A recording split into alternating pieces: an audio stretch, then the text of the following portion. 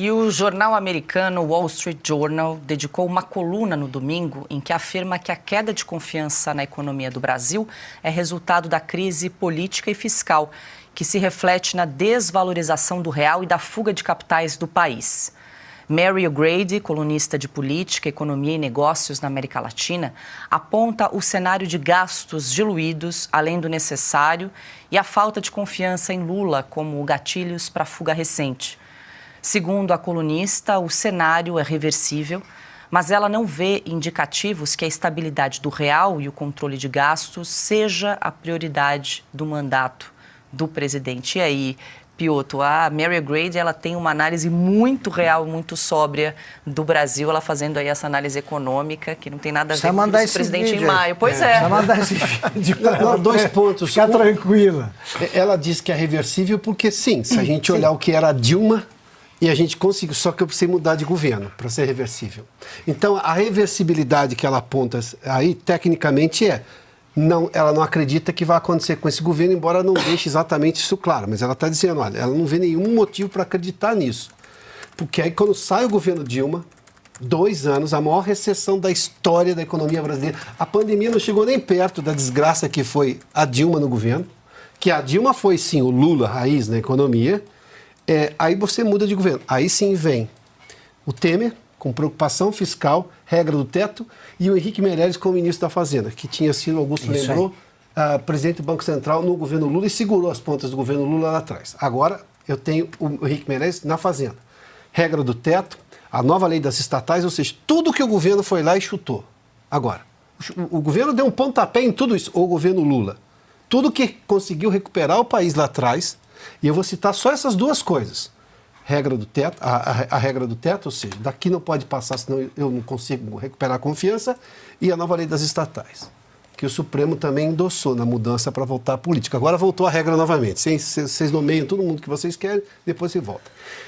E nesse texto também ela aponta uma outra questão. Eu já falei aqui há algum tempo da questão do impeachment, mas eu acho que começa a se desenhar um certo ambiente para impeachment. Impeachment é político, então você precisa de um ambiente político, não uma questão só das emendas.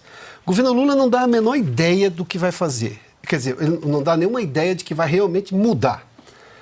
E eu tenho hoje, agora também, nesse próprio artigo da Mary O'Grady lá no jornal, ela diz o seguinte, que tem também a questão do Felipe Martins. Tem um parágrafo em que ela faz essa menção. Esse é um drama político que aí não depende de nós. Não temos controle sobre isso. Se o governo Trump fizer o que se espera que ele vá fazer, você cria um problema político, porque as bobagens econômicas aqui afetam o Brasil, são feitas pelo Brasil, pelo governo brasileiro e só afetam o Brasil. Esta não, esta tem uma implicação política que daí destrói a imagem política brasileira, a depender do que as investigações americanas mostrarem quem tentou ou quem fez essa falsificação. Então você junta um ambiente econômico ruim, falta de equipe econômica capaz, um presidente completamente deslocado fiscalmente e mais um problema diplomático, aí você, sem contar agora também esse problema com o Congresso Nacional, você começa a criar um ambiente.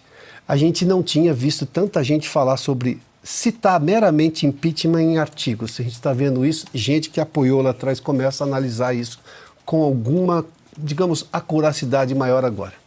Pois é, Cauti, o Piotr lembrou que a Mary O'Grady citou o caso do Felipe Martins, mas também citou o caso do deputado Marcel Van Hatten, que foi indiciado pela Polícia Federal enquanto fazia um discurso na tribuna, ou seja, aí uma clara e patente violação ao artigo 53 da Constituição. Então, a Mary O'Grady cita esses dois casos e cita o Tom Homan, que seria o czar aí da imigração, né, que foi apontado por Donald Trump para participar aí do novo governo. Ou seja, dando sinais de que Donald Trump, uma das primeiras coisas que vai fazer, ele ou a sua administração, vai ser investigar o que está acontecendo no Brasil. Por que no Brasil estamos tendo deputados federais presos, o Supremo colocando até a Anistia Internacional, a Transparência Internacional no inquérito das fake news? Por que tem documentação falsa, né, que foi produzida lá pelo Departamento da Imigração sobre o Felipe Martins? Tem uma série de irregularidades que estão acontecendo e que envolvem, direto ou indiretamente, ou envolvem os Estados Unidos. ou também tratados internacionais que o Brasil assinou junto com os Estados Unidos, por exemplo, o Tratado Interamericano de Direitos Humanos, que proíbe de forma muito clara quase tudo aquilo que o Supremo está fazendo, além da própria Constituição brasileira, é claro que está sendo pisoteada dia e noite, e alguém vai se perguntar nos Estados Unidos, mas o Brasil ainda é uma democracia?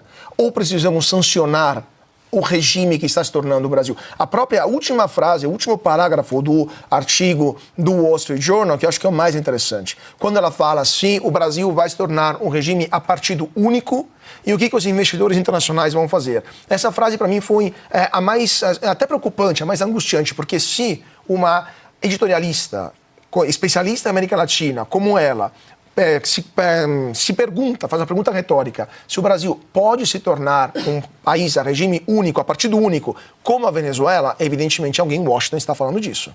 E se isso acontecer, vão tomar medidas. Mas aí é um caso prático do Felipe Martins que é mais grave. Mas foi violada ali a legislação americana aí sobre a entrada no país. Então é um caso concreto. Quem é que fez isso? Quem fez isso? É isso sim que me chama a atenção e me dá esperança de que seja devassado esse caso e resolvida a vida do Felipe Martins, que continua preso, continua usando tornozeleira, porque isso os Estados Unidos não deixam passar. Brincar com fronteiras ali não é brincadeira. Sim. Não é brincadeira como é aqui no Brasil.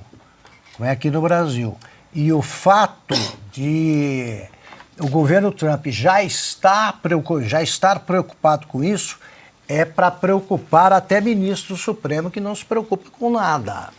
Ali foi praticada uma ilegalidade que essa sim justifica reações imediatas do governo americano, porque a questão da democracia é um problema, né? Eles não têm o que fazer com a Venezuela, não têm o que fazer com Cuba.